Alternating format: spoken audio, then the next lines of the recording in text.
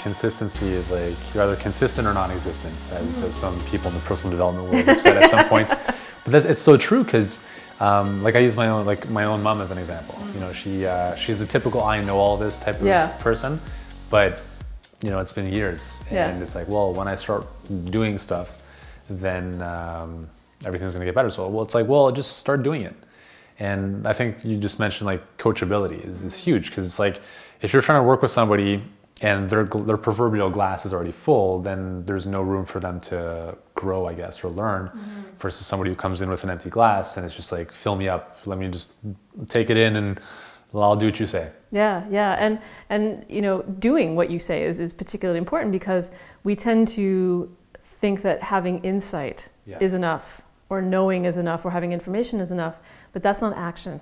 And only action creates change, really. I mean, you can have important insights, right? You can have moments of, you know, light bulb clarity, but if you don't act on that consistently in the world, then no change can occur. So we really try to help people understand the importance of just taking action. And to go back to your question about small changes, that's one small change, right? What can you do in the next 5 minutes to get you closer towards where you want to be, right? As long as there's some motion, forward motion in that direction, you're changing. Yeah, that's huge. Yeah, that's pretty profound stuff. Action is, I think it's one of those things that is so, it's not given enough importance, I find. Like, you know, because watching this, listening to this, you're gonna get a ton of amazing information, but it doesn't mean anything unless you get up off the couch and do something. Whether that's make a healthy meal, go for a walk or a workout. So what is, again, does it come back to stories? Does it come back to limiting beliefs, to why people have all this knowledge but don't take action? Like, what is it a momentum thing? How do we get people from taking their knowingness to the doingness of that? It's a great question, and I think there's lots of reasons for not taking action. One of them perhaps is just that we've elevated thinking about things and information culturally as something that's valuable, right?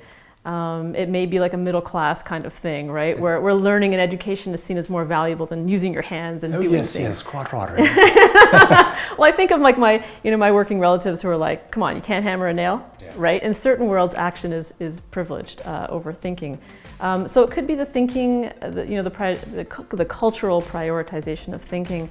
But to kind of go into a more serious area, people who struggle with body stuff, with weight, with health, with self-care, often have some kind of trauma in their lives, and taking action at this stage is paralyzing for them. So paralysis is a response to trauma and to feeling powerless. And so a lot of our clients come in with this pattern of powerlessness in their lives, and so they can't conceptualize taking action anymore in any way, right? Because there's been a pattern of inaction and prevented action, blocked action.